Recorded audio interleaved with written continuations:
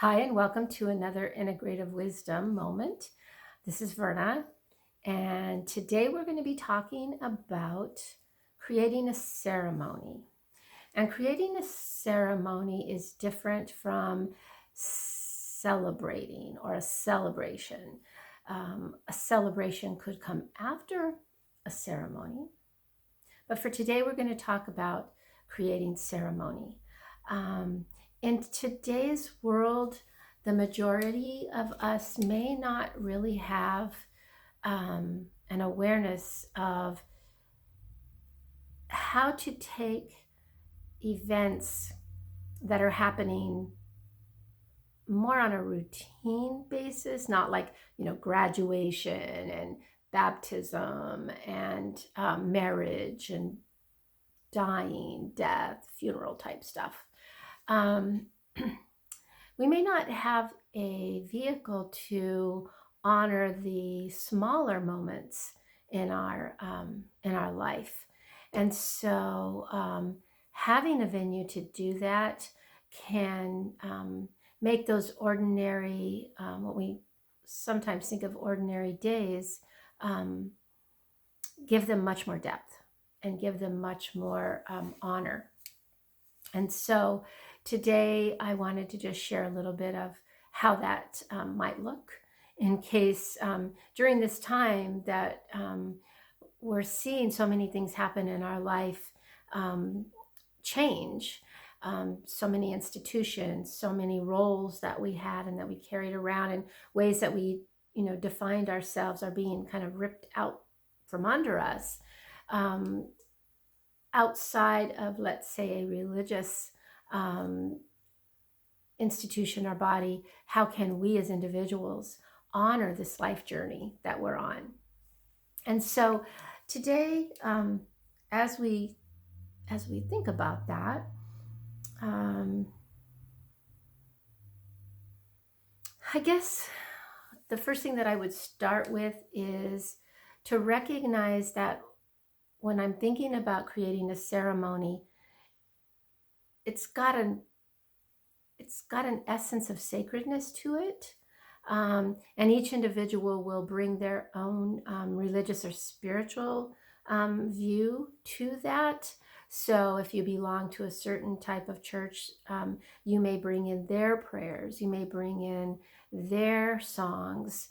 But if you don't have a venue that you partake of, then you will be asking the universe, synchronicities to come in so that you can um, be led to the exact right one, the exact right um, way to begin your ceremony or your sacred time.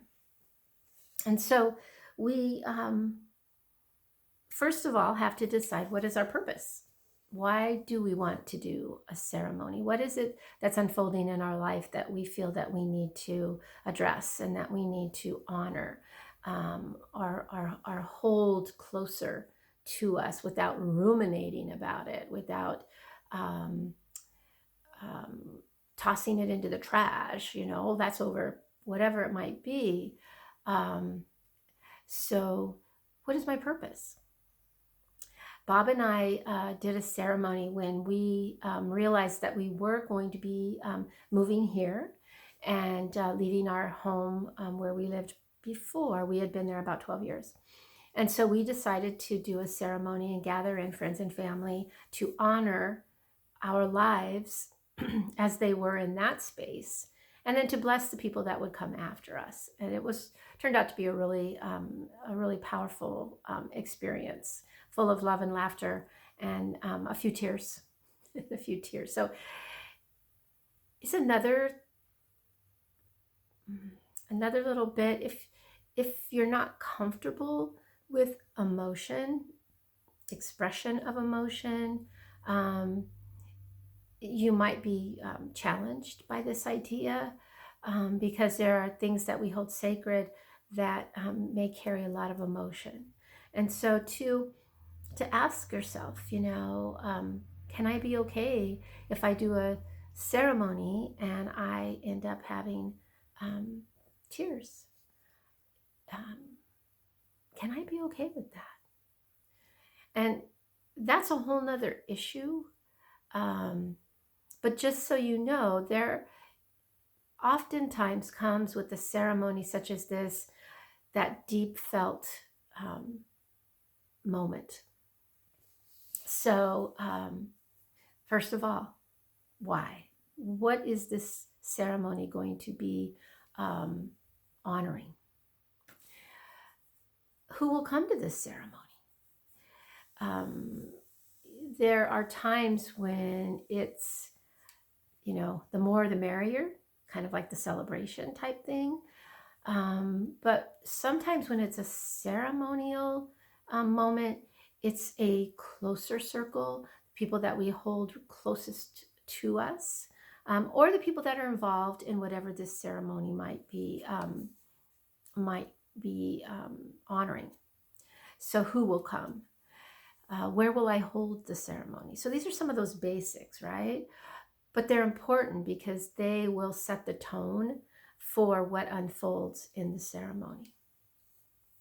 So, for example, out here at the center, this is that perfect place to hold the ceremonies. And so coming up, as I'm doing this video, coming up this next weekend is the summer solstice. And it actually falls on the weekend. And yet, because of things that are happening, I will not be having people come into the space, but I will be having my own ceremony to honor the changing of the season, right? So, yes, it can be in conjunction with the larger world that we live in, right? So that's our space.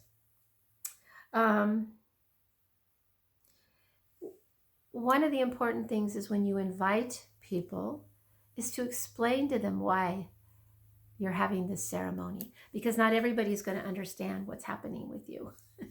Not everybody's going to understand, wait a minute, it's not a party. It's not a party. Oh, wait, we're not going into a church. Oh, wait, what am I supposed to do? What do I wear? Blah, blah, blah.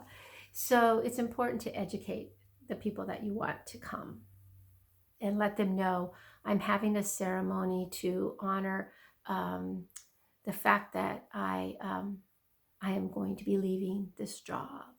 I'm going to have a ceremony to acknowledge that I am starting on a new career path.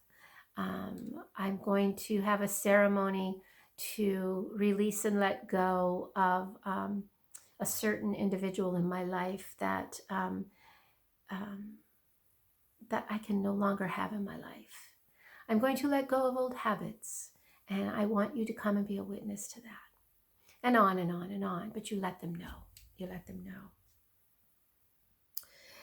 You decide, once you have your space, you decide what you want it to look like, because you want to transform the space from an everydayness into that sacredness. And so I don't know if you've been noticing, but when I do videos, I will create a space behind me.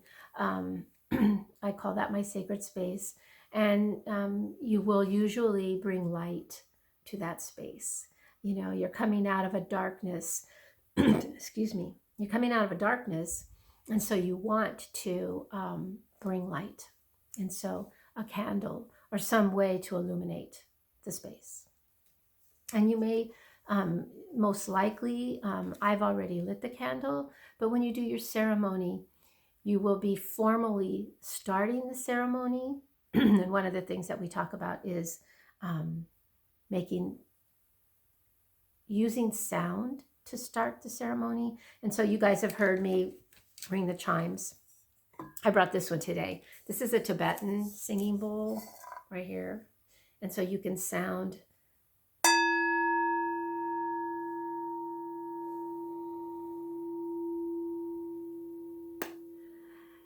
And the idea is, as you make this sound, it invites people to settle in, to take a moment to stop, to breathe, to bring all the bits and pieces and parts of who they are fully into this moment.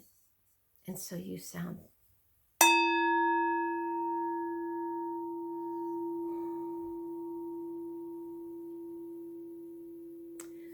And so even though I'm not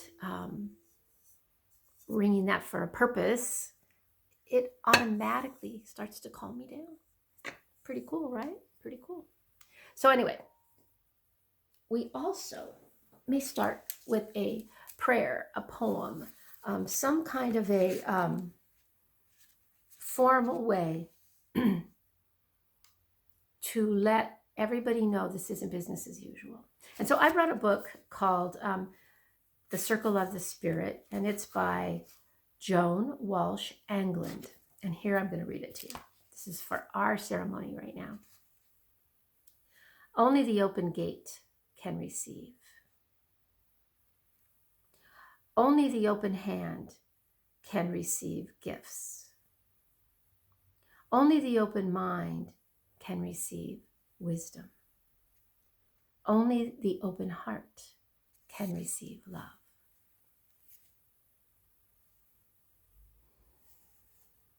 And so again, it brings a certain quality of energy into the space.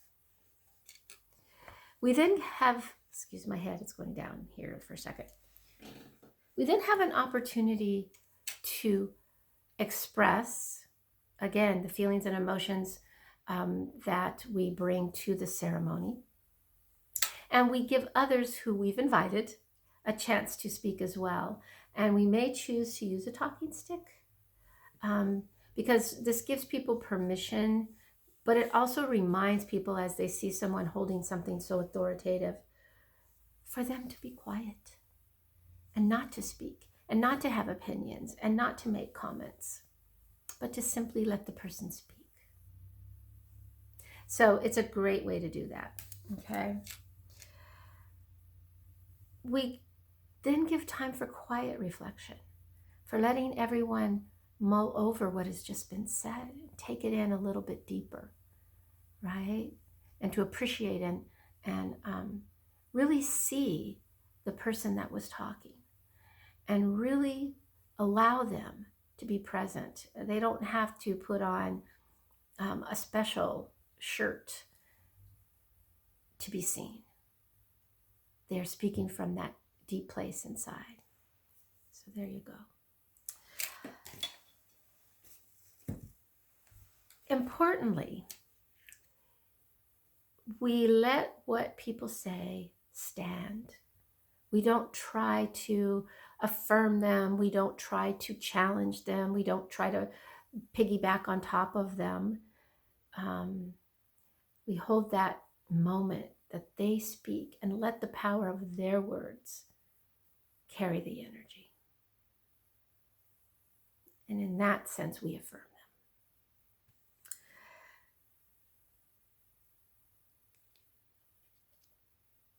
We don't have to have a long ceremony, right? It doesn't have to be long, but it has to be long enough so that you feel that you have been able to express what you need to express, and that the ones that have come because you asked them to have been able to witness and also express. And then at the end, you let them know it's the end. And so you either have the sound of a gong or a bell, you either play music, maybe there's a song that means the most to you, and so you play that and they get to hear that. You may say a prayer, and then together let us say amen. In whatever way you allow the circle that you have created to close. And there may be that moment of expressing the gratitude that you feel for being given this sacred time and the opportunity. So what are some of the key components? You gather, you get quiet, you express or share, you offer a moment of gratitude, and then you dismiss the group. So I hope that this short, it's going to be a little over 15 minutes video, gives you an idea of why and how to create a ceremony, and that maybe you will think about right now, any time in your life that you would like to do this ceremony for yourself. And if you have any questions or concerns, as always, reach out to me, and I will try to be of service and assist and help you. Um, but let's honor this life that we've been given. Let's not simply go on as day to day to day ordinary. And let's not just let the churches and the institutions be the ones that create the sacredness. Yes, they will and they can. But what is it that our soul and that our spirit is calling out for us to add?